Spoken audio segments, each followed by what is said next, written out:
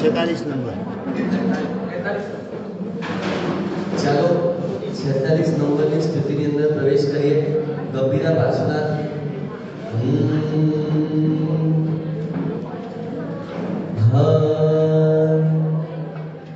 જે રજતની મુદ્રા લઈને દુઃખ દોહગવારતા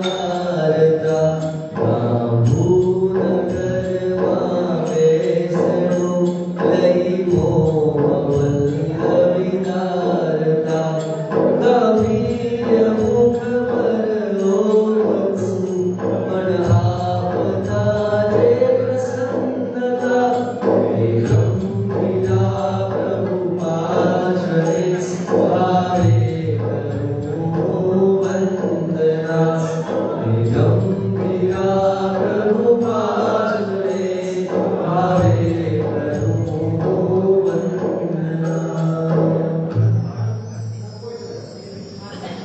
ગાંભુ ગામની અંદર બિરાજમાન ગંભીરા પાર્શ્વનાથ પરમાત્મા સંપ્રતિકાલીન પરમાત્મા છે અને અત્યંત પ્રભાવશાળી કહેવાય છે.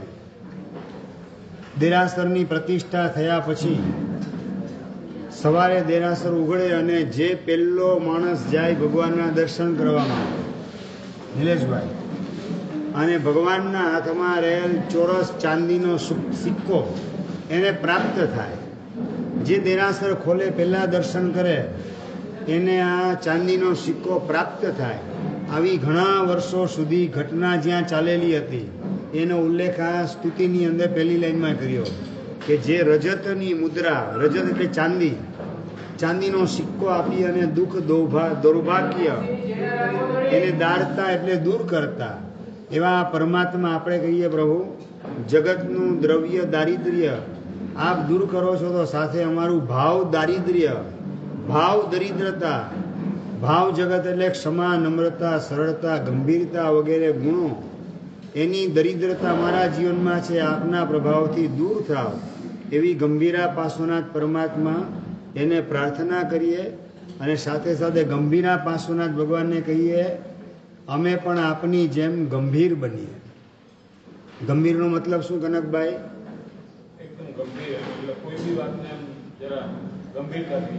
એટલે શું ગંભીર એટલે શું? પ્રશ્ન એ છે.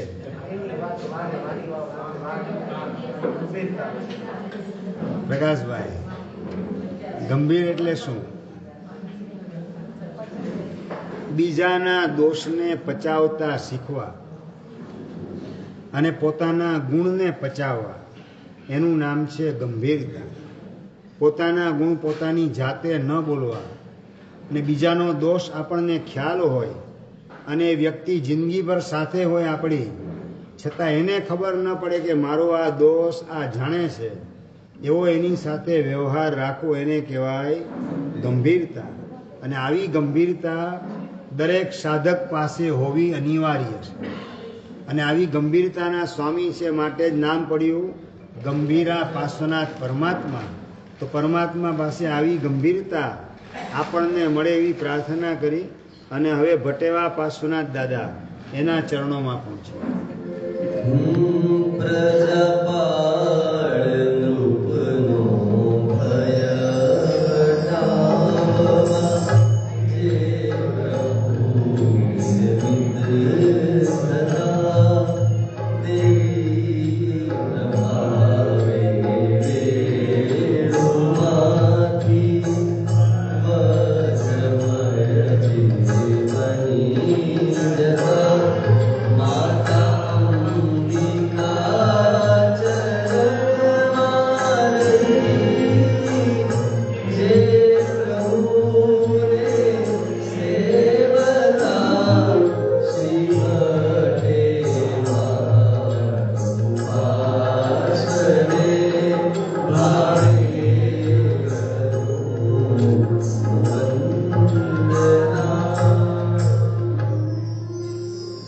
પ્રજાપાળ રાજા, આ વર્તમાન ચોવીસીની વાત નથી, ગઈ ચોવીસીની વાત છે.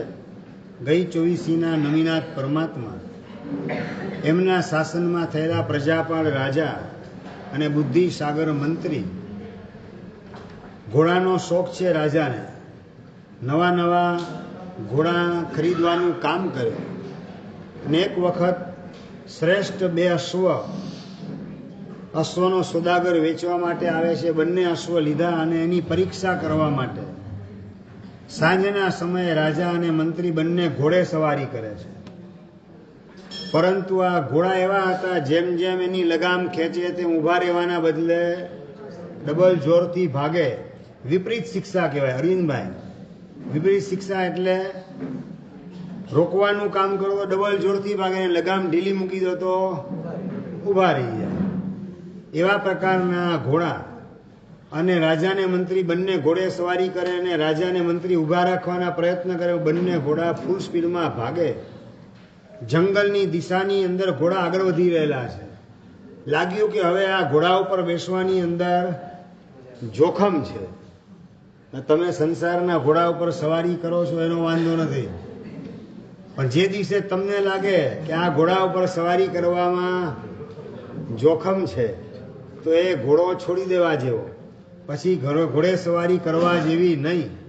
મંત્રી ઈશારો કરે છે રાજાને કે હવે આ આગળ ઝાડ ઉપર વડલાનું ઝાડ આવે છે, વડવાઈ લટકતી છે, એની નીચેથી પસાર થઈએ ત્યારે વડવાઈ પકડી લેજો.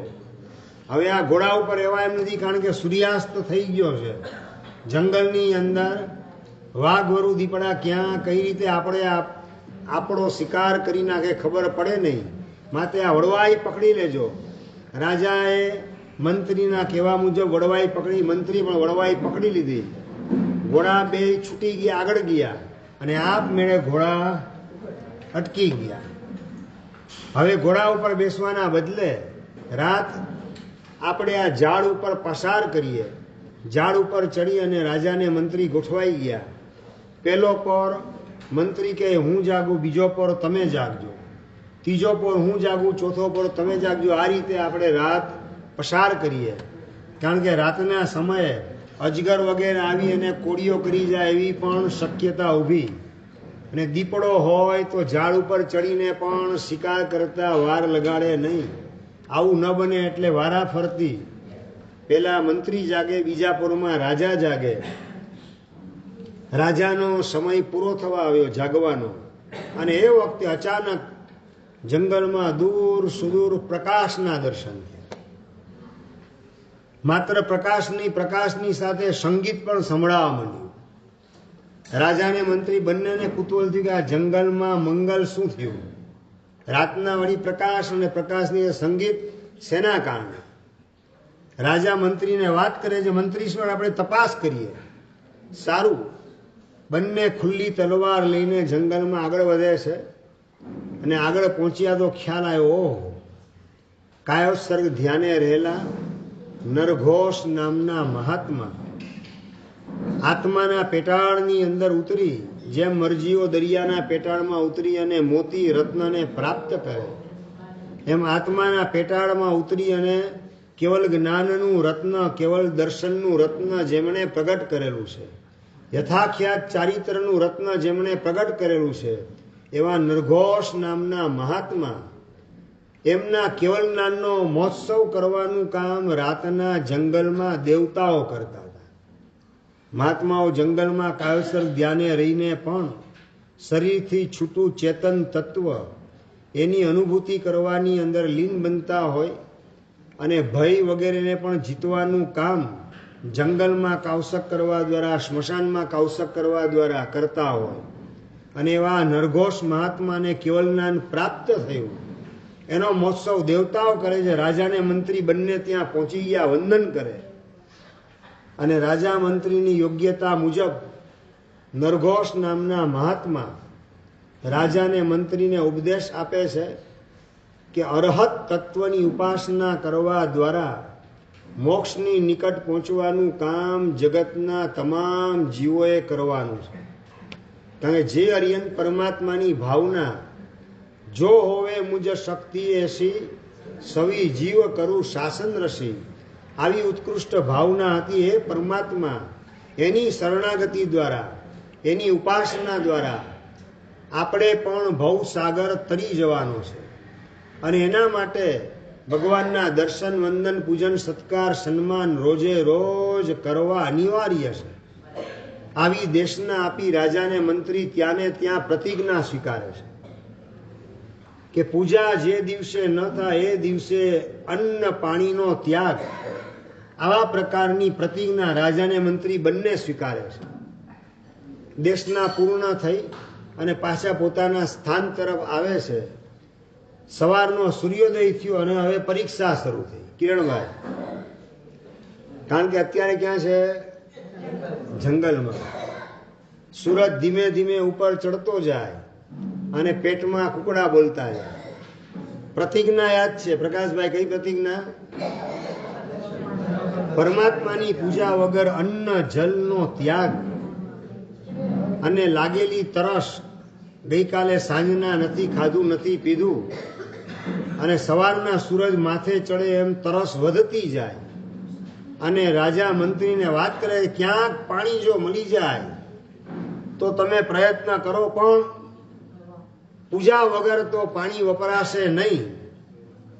પૂજા માટેનો કંઈક બંદોબસ્ત તમે વિચારો મંત્રીશ્વર. અને બુદ્ધિ સાગર મંત્રી, બુદ્ધિના મહાસાગર હતા, નામ તેવા ગુણ.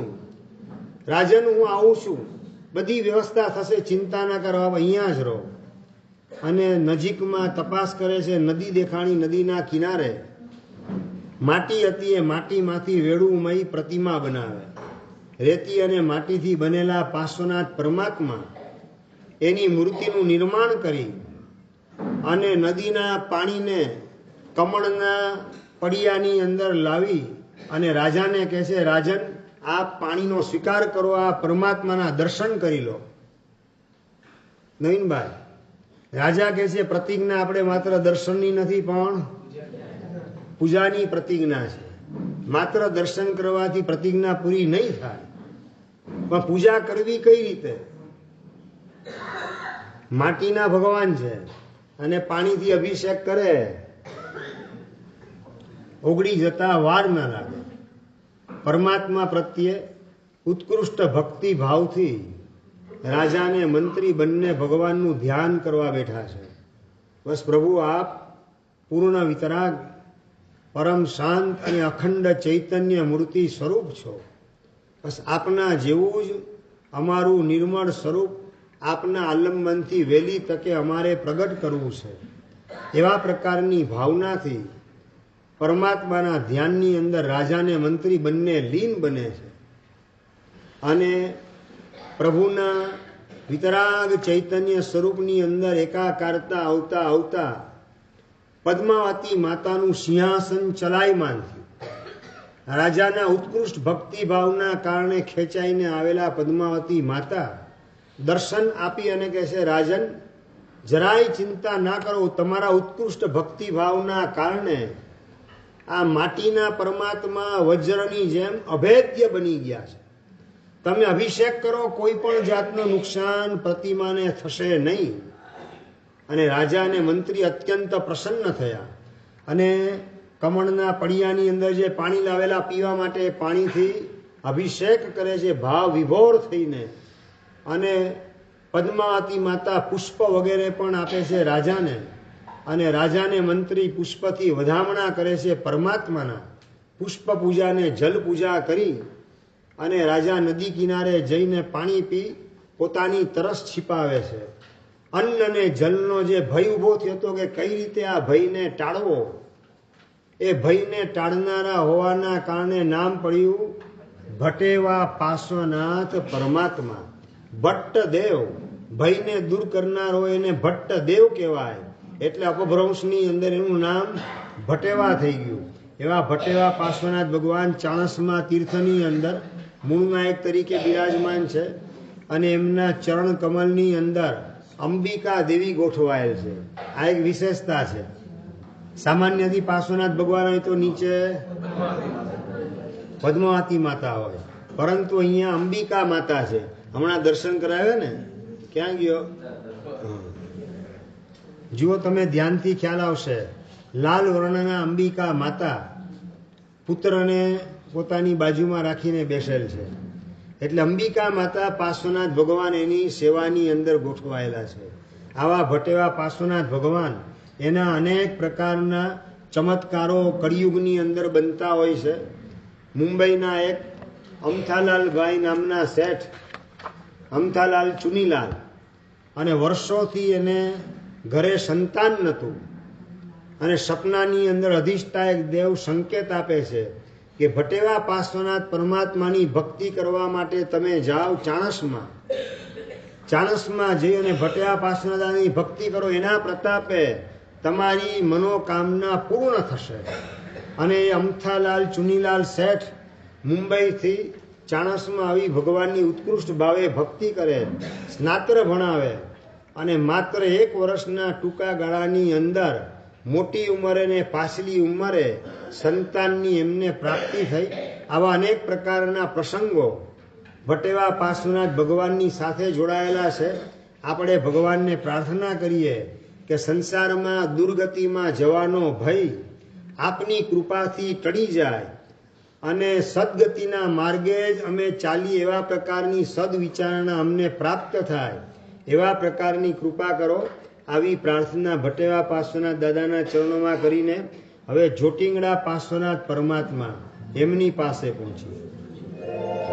મુજપુર નિવાસી અંતરે મુજવાસ કરજો રે પ્રભુ, જોટિંગનો ભરવારતા પ્રભુ આજ હું તુજને ભરું. જોટો ધરેરા પ્રભુ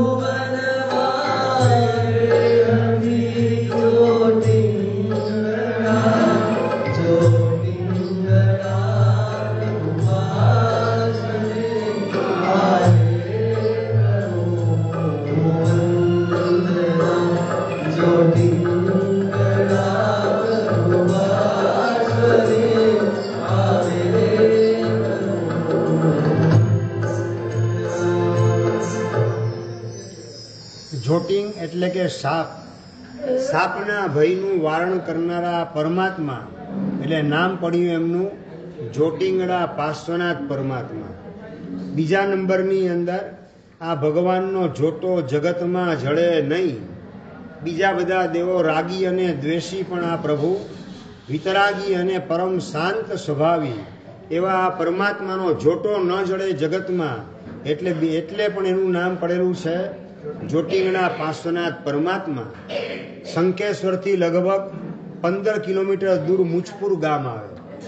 એ મુજપુર ગામના મૂળનાયક ભગવાન જે છે એની બાજુમાં જમણી બાજુ ભગવાનની ત્યાં જોટિંગડા પાર્શ્વનાથ પરમાત્મા બિરાજમાન છે. અત્યંત પ્રભાવશાળી, જેને પણ સાપ વગેરે કરડેલો હોય, ખેડૂત ખેતરમાં કામ કરતા હોય ને ચોમાસામાં સાપ કરડી જાય તો આ જોટિંગડા પાર્શ્વનાથ પરમાત્માની પાસે આવીને બેસે, ભગવાનના નમસ્કાર વગેરે કરે, ભક્તિ કરે, અને સાપનું ઝેર ક્યાં રવાના થઈ જાય, ઉતરી જાય, એની ખબર ન પડે. કદાચ દીકરાને સાપ કરડેલો હોય ને દીકરો બેભાન થયેલો હોય, જોટિંગડા પાર્શ્વનાથ દાદાની પાસે એને સુવાડી રાખવામાં આવે, આગળ એને ગોઠવી દે, એટલે થોડીક વારની અંદર આળસ મરડીને દીકરો ઊભો થાય. આવા અવારનવાર અનેક પ્રસંગો જોટિંગડા પાર્શ્વનાથ દાદાના સાનિધ્યની અંદર વર્તમાનમાં પણ બનતા હોય છે. એવા જોટિંગડા પાર્શ્વનાથ પરમાત્માને કહીએ, પ્રભુ હવે બીજા બધા બહારના ખેતરના સાપ વગેરેના ભય એ દૂર થઈ ગયા, પણ અંદરમાં વાસનાનો સાપ વગેરે અવારનવાર ઉઠે એવા નિમિત્તો ઊભા થાય છે. એ વાસનાનો સાપ અમને કદાપી ડંખ ન મારે એવી અમારા ઉપર કૃપા કરજો. આવી જોટિંગડા પાર્શ્વનાથ પરમાત્મા મુજપુર નિવાસી એમને પ્રાર્થના કરી શ્લોક બોલી અને ત્રણેય ભગવાન એનો આપણે અભિષેક કરશું. નમો ગંભીરાખ્યાય ગાંભુસ્થિતાય નમો નંત સિદ્ધ્યે ભટે વાવયાય નમો પાર્શ્વ જોટિંગણાખ્યાય તુભ્યં નમસ્તે નમસ્તે નમસ્તે નમસ્તે નમસ્તે નમસ્તે ઓમ શ્રી પરમ પુરુષાય પરમેશ્વરાય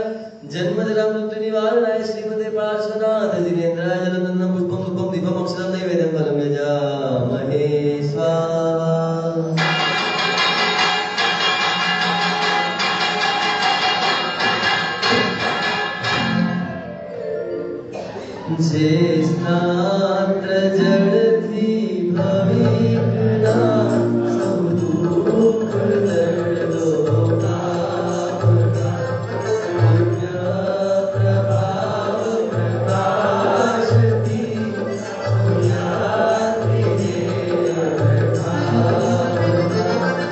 અદ્ભુત વિમલા દર્શને સૌ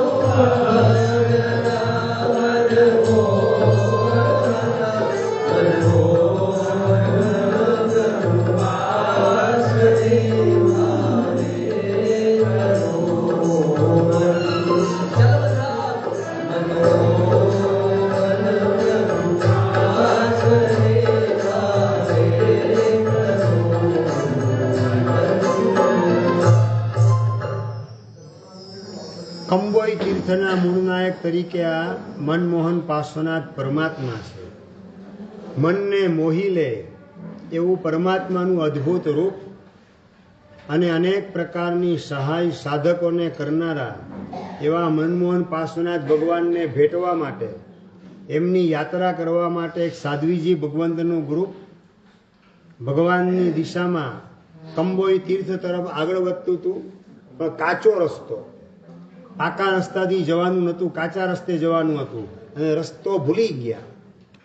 સાંજના સમયનો વિહારને રસ્તો ભૂલાઈ ગયો, એના કારણે લેટ થઈ ગયું, ચારે બાજુ અંધારું થઈ ગયું. અને સાધ્વીજી ભગવાન જે સાધુ મહારાજ નથી એટલે સ્વાભાવિક અંદરમાં ભય ઉત્પન્ન થાય.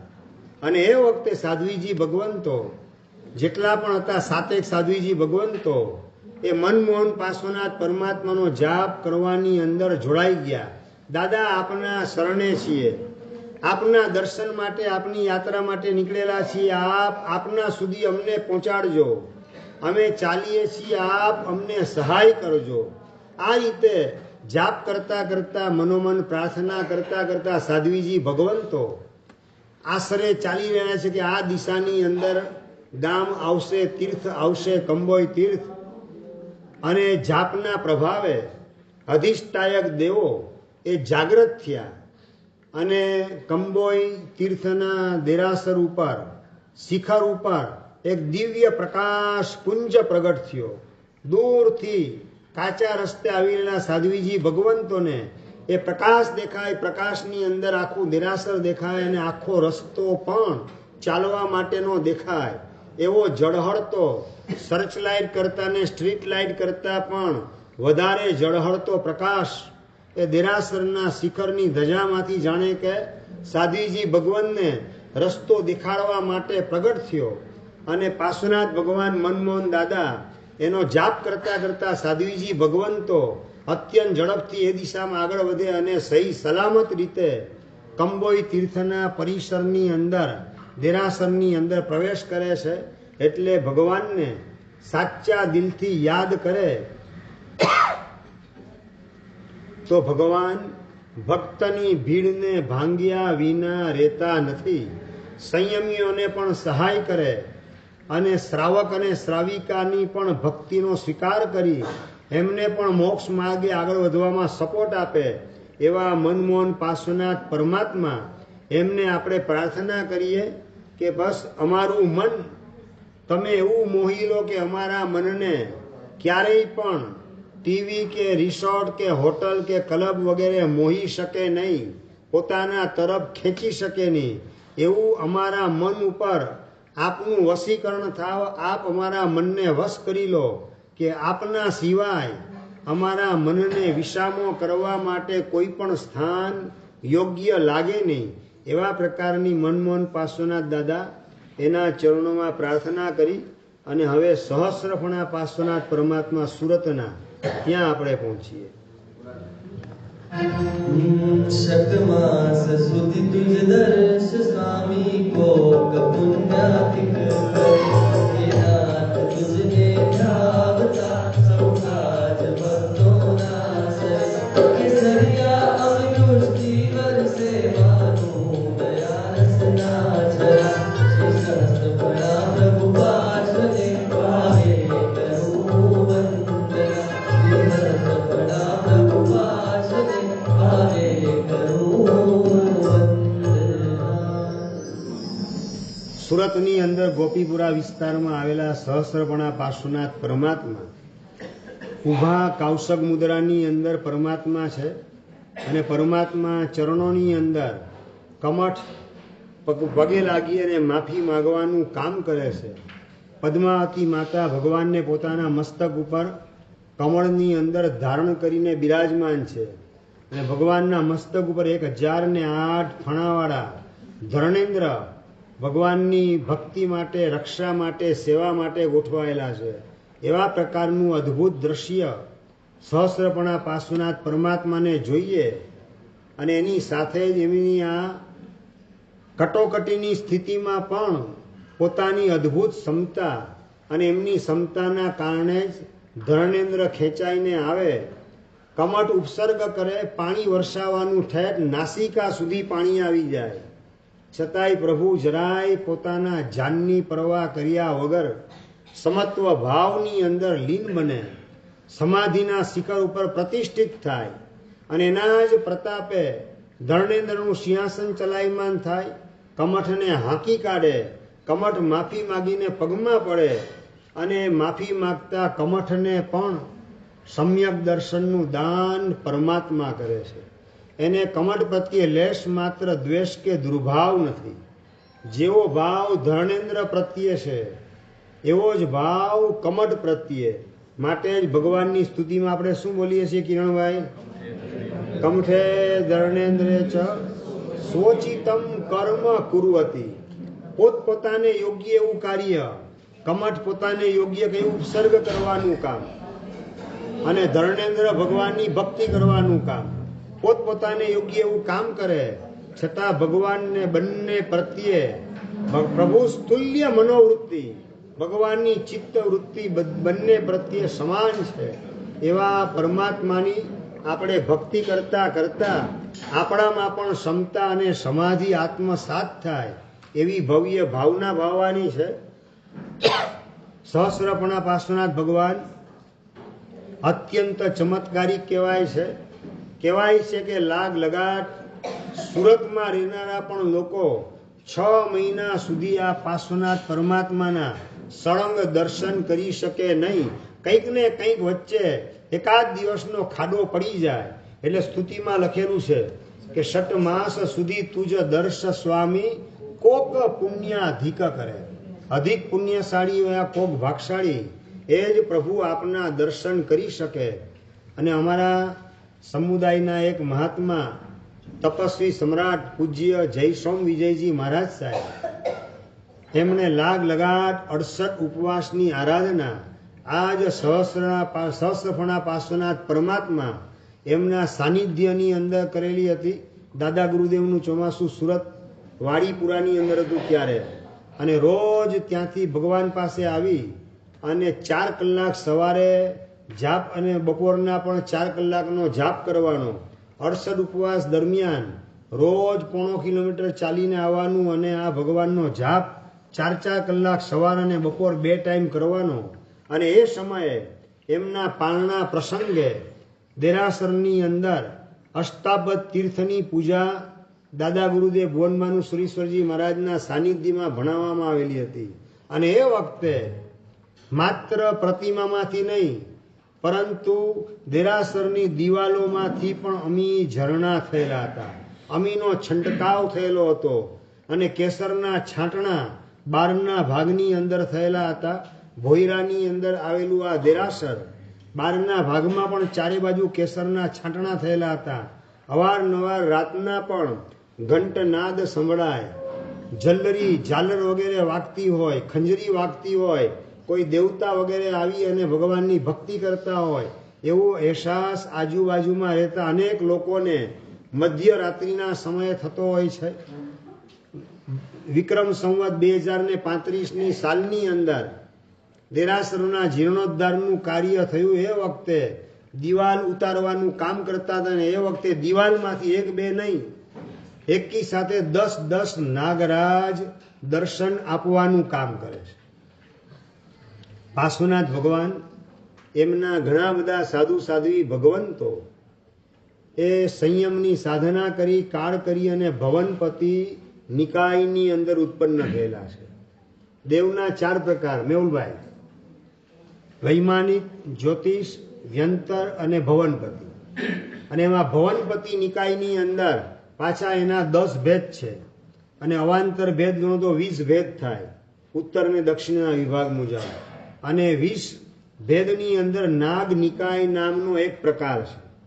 એ નાગ નિકાયના દેવતાઓ એને નાગના સ્વરૂપે રહેવાનું વધારે પસંદ પડે. હોય દેવ પણ રે નાગના સ્વરૂપે. અને રાતના સમયે ભગવાનની ભક્તિ કરવા માટે આવે, દિવસના સમયે લોકોની અવર જવર હોય ત્યારે નીચે પોતાના ભવનમાં જવાના બદલે એ દેરાસરની દિવાલમાં જ નાગરાજ સ્વરૂપે રહે.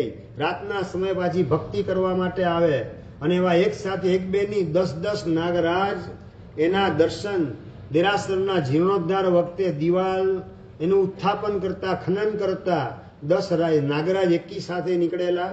અને એની સાથે સાથે તાજા પુષ્પો અને સિંદૂર વગેરે એ પણ મળેલા. અને પાણી માટીનો એક કળશિયો ભગવાનના અભિષેક માટેનો જાણે દેવતાએ રાખેલો હોય એ પણ મળેલ. ને બધું સુગંધી, દિવ્ય સુગંધ જેમાંથી નીકળે એવા પ્રકારનો એ કળશિયો અને એ પુષ્પો અને સિંદૂર પણ અત્યંત સુગંધી આવી પૂજાની સામગ્રી દિવાલની અંદર દેવતાઓ જાણે કે હમણાં જ તાજા પુષ્પ રહેલા હોય એ રીતે ખીલેલા અને સુગંધી પુષ્પો.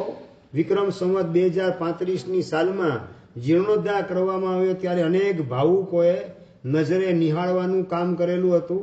એવા સહસ્રફણા પાર્શ્વનાથ પરમાત્મા એને આપણે વિનંતી કરીએ, પ્રભુ આપે જે ક્ષમતા ધારણ કરી કમઠ એ આપને દૌલો ન લાગે અને ધર્ણેન્દ્ર વાલો ન લાગે. બંને પ્રત્યે સમભાવ. તમારે તો 2 દીકરા હોય ને એમાં એક આજ્ઞા પાડતો હોય ને બીજો આજ્ઞા ન પાડતો હોય. શું થાય પ્રકાશભાઈ? દીકરામાં પણ ભેદભાવ તમારા મનમાં આવવા માંડે. આ ઠીક છે ને આ બરાબર નથી. અને ભગવાનને તો કમઠ અને ધર્ણેન્દ્ર એ બંને વચ્ચે પણ સમભાવ છે. એટલે સમભાવની સાધના મને મારા દીકરા શીખડાવે છે એમ સમજી અને બંને પ્રત્યે સમભાવનો અભ્યાસ કરતા આવડે તો મોક્ષ માર્ગે આપણો વિકાસ ઝડપથી થવા માંડે. દુકાનમાં 2 નોકર પણ એક આળસુ હોય અને એક ઉત્સાહી હોય કામ કરવાની અંદર. પલકભાઈ કયો ભાવ આવે? આળસુ એના પ્રત્યે છૂટો કરી દઈશ તને, આવા પ્રકારની ધમકી આપવાનું, સસ્પેન્ડ કરવાની વાત મોઢામાંથી નીકળે ને મનમાં ઉગે. આ બધું બતાવે છે કે આપણને કુદરત સમભાવનો અભ્યાસ કરાવવા માટે એક નોકર આળસુ ને બીજો જે છે ઉત્સાહી, એ બંને પ્રત્યે સમભાવનો અભ્યાસ કરશું તો જ આપણા આત્માનું ડેવલપમેન્ટ થશે. એવી સમજણ આપણે નથી કેળવતા. એના કારણે મોક્ષ માર્ગે આગળ વધારનારા સંયોગો મળવા છતાં મોક્ષ માર્ગમાં આપણે પીછેહટ કરવાનું કામ કરીએ છીએ. પાર્શ્વનાથ પરમાત્મા એની ઉપાસના કરતા કરતા આ બોધપાઠ લેવાનો છે કે કોઈના પ્રત્યે અણગમો અને કોકના પ્રત્યે ગમો. એ ગમો અને અણગમો એનું નામ જ ભીતરનો સંસાર છે. અને ક્ષમતા અને સમાધિ એનું નામ જ સાધના માર્ગ છે. બસ જો આ સાધના માર્ગે આપણને ડગલા માંડતા આવડે. સમાધિ ક્યારે અને ક્ષમતા ક્યારે? પ્રકાશભાઈ, ગમો અને અણગમો, અનુકૂળ ને પ્રતિકૂળ વ્યવહાર કરનાર 2 વ્યક્તિ, એના પ્રત્યે ક્ષમતાનો અભ્યાસ. અને સમાધિનો અભ્યાસ ક્યારે? શરીરમાં વેદના ઉપડે, કેન્સરની બીમારી આવે, ટીબી આવે, ટાઇફોઇડ આવે, કોલેરા લાગુ પડે, આવા રોગોની વચ્ચે આપણી સમાધિ ટકે. સમાધિનો અભ્યાસ માંદગીમાં અને ક્ષમતાનો અભ્યાસ અનુકૂળ ને પ્રતિકૂળ વ્યવહાર કરનાર વ્યક્તિઓની વચ્ચે. બસ આ ક્ષમતા ને સમાધિનો અભ્યાસ આ રીતે કરતા આવડે તો મોક્ષ માર્ગે આપણું ડેવલપમેન્ટ બહુ ઝડપથી થવા માંડે. મોક્ષ દૂર નથી પણ આપણે ક્ષમતાના બદલે અનુકૂળ વ્યક્તિ પ્રત્યે મમતા અને પ્રતિકૂળ વ્યક્તિ પ્રત્યે વિષમતા એના વમણમાં ઉતરી જઈએ એટલે મોક્ષ માર્ગથી દૂર ફેંકાઈએ છીએ. શરીરમાં આધિ આવે, મનમાં આધિ આવે, શરીરમાં વ્યાધિ આવે અને ઘરમાં, દુકાનમાં, બજારમાં, આપણી આસપાસમાં ઉપાધિ આવે અને આપણે સમાધિ ચૂકી જઈએ એટલે આપણે આપણી જાતે જ સંસાર લંબાવાની અંદર અટવાઈ જઈએ છીએ. આવી ભૂલ કરવાના બદલે બસ પાર્શ્વનાથ પરમાત્મા એને આપણો આદર્શ બનાવી અને આપણે પ્રભુ જેવી ક્ષમતા અને સમાધિ કેળવવી છે એવો સંકલ્પ સહસ્રફણા પાર્શ્વનાથ પરમાત્માના ચરણોની અંદર મૂકી અને હવે ગાડલિયા પાર્શ્વનાથ પરમાત્મા એમની ભક્તિ કરવા માટે પહોંચી. हे मंडल मंडल हे प्रभु मुझ आत्मा अजवाड़ जो मंडल मंडल हे प्रभु मुझ आत्मा अजवाड़ जो बुहारी मंत्र मुखीने मोह विष उतार जो जे दुर्गति बनते जतु मुझ गाड़ो पाछुआड़ता गाडलिया प्रभु पार्श्वने भावे करूं वंदना गाडलिया प्रभु पार्श्वने भावे करूं वंदना. વસ્તુપાલ ને તેજપાલની જન્મભૂમિ કઈ? શું વાત કરો છો? બધાને ખબર છે. એ જ માંડલના ગાડલિયા પાર્શ્વનાથ પરમાત્મા 108 પાર્શ્વનાથ પરમાત્માની અંદર જેમનો નામોલ્લેખ થાય છે એ ગાડલિયા પાર્શ્વનાથ પરમાત્માનું પબાષણ એ ગાડાના આકારનું છે માટે ભગવાનનું નામ પડી ગયું ગાડલિયા પાર્શ્વનાથ પરમાત્મા. ભગવાનને આપણે કહીએ કે સંસારનું ગાડું તો અમે હંકારે રાખીએ છીએ અનાદિકાળથી, પણ સાધનાનું ગાડું આપના આલંબને હંકારવાનું અંદરમાં કૌવત જાગે, સામર્થ્ય પ્રગટે, અંદરનો સંકલ્પ બળવાન થાય અને આપની જેમ અમે પણ સમત્વ અને સમાધિના શિખરે પ્રતિષ્ઠિત થઈ અને આપ જ્યાં પહોંચ્યા ત્યાં વહેલી તકે પહોંચીએ એવા પ્રકારની પ્રાર્થના ગાડલિયા પાર્શ્વનાથ પરમાત્માને કરી શ્લોક દ્વારા હવે અભિષેકની અંદર જોડાશું. नमस्ते परात्मन् मनमोहनाय सहस्रफणायार्हते ते नमोऽस्तु. नमो गाडलीयाभिध पुण्यपाथ. नमस्ते नमस्ते नमस्ते नमस्ते नमस्ते नमस्ते नमस्ते नमस्ते. ओम ह्रीं श्रीं परम पुरुषाय परमेश्वराय नमः. नमः निवारणाय श्रीमते पार्श्वनाथ निरंजनाय जलम नन्दं पुष्पं पुष्पं दीपं अक्षतं नैवेद्यं फलं यजामहे. स्वाहा.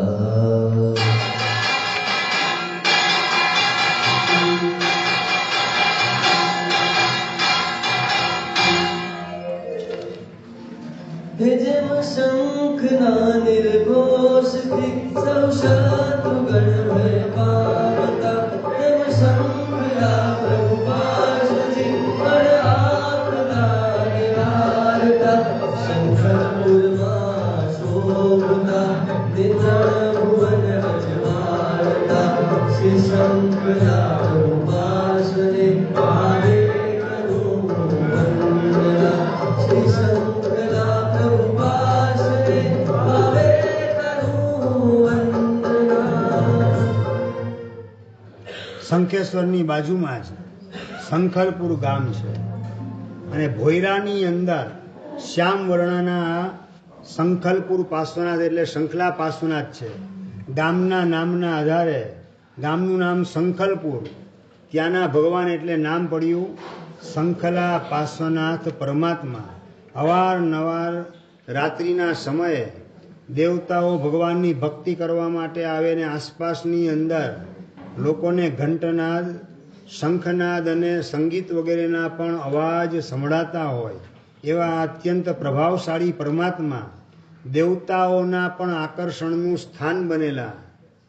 આપણા આકર્ષણનું સ્થાન કોણ? દર્શનભાઈ, આપણે આપણી જાત માટે દેવતાના આકર્ષણનું સ્થાન પરમાત્મા, આપણા આકર્ષણનું સ્થાન ટીવી બને, વિડીયો બને, આગળ વધીને રિસોર્ટ અને વોટર પાર્ક, હોટલ, ક્લબ, આ બધા આપણા આકર્ષણના સ્થાન છે. મારક સ્થાન એ આપણા આકર્ષણનું કેન્દ્ર બન્યું, માટે દરેક ભવમાં આપણે મરતા આવેલા છીએ. દરેક ભવના અંતે મોત આવ્યું. એક પણ ભવના અંતે હજુ સુધી મોક્ષ આવેલો નથી. માટે દેહધારી અવસ્થામાં હું અને તમે 84 લાખ યોનિની અંદર ફસાયેલા છીએ. હવે પરમાત્માને પ્રાર્થના કરીએ કે હવે ભવના અંતે મોત નહીં, ભવના અંતે મોક્ષ આવે એવી અમારા ઉપર કૃપા કરો. એવી સંકલ્પુર પાર્શ્વનાથ પરમાત્મા એટલે શંખલા પાર્શ્વનાથ પરમાત્મા એના ચરણોમાં પ્રાર્થના કરી અને આપણા આકર્ષણનું કેન્દ્ર વિતરાગ પરમાત્મા બને. સંસારના કોઈ પદાર્થો આપણને પ્રલોભન આપીને પોતાના તરફ ખેંચી શકે નહીં એવી આપણી નોન એટેચમેન્ટની ભૂમિકાએ ગોઠવાશું ત્યારે જ સંસારના લોખંડી પંજામાંથી આપણો છુટકારો શક્ય બનશે.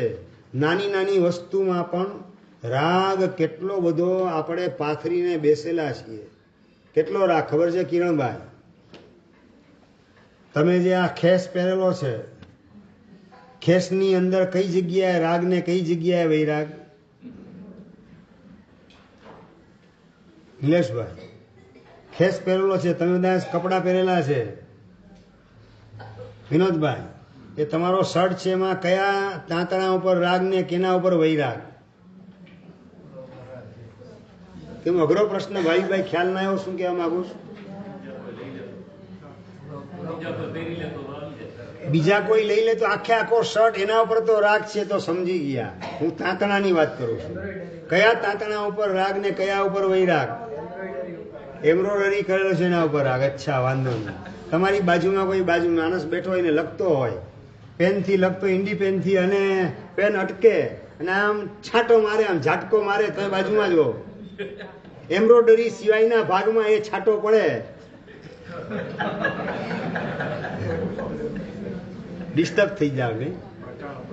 એટલે એક એક તાંતણા ઉપર રાગ છે. વાત મારે આ કરવી છે.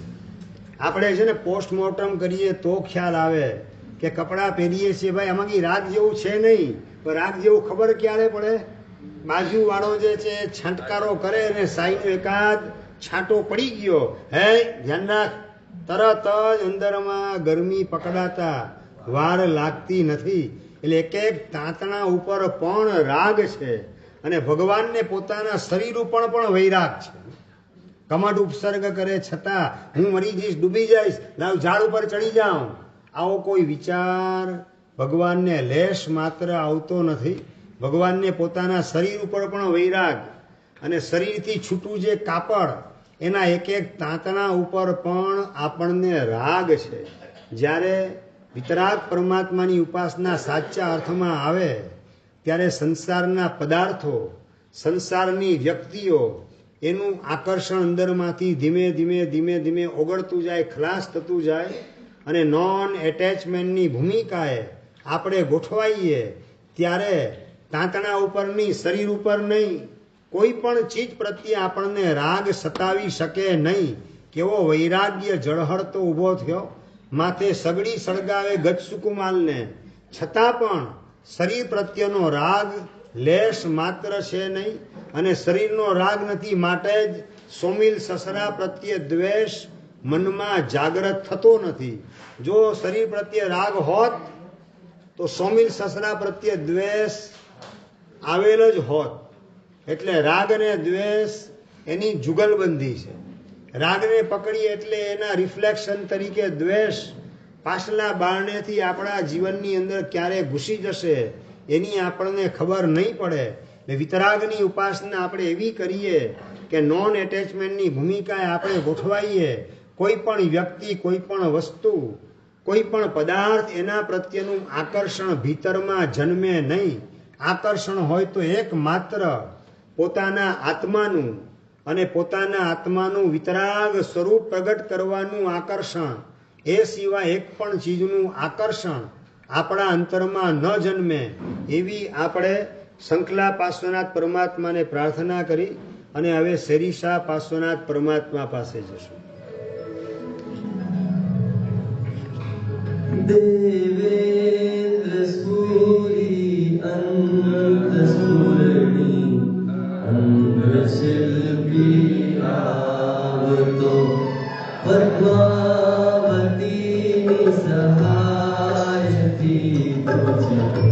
बिंब निशे बनावतो मुझ पर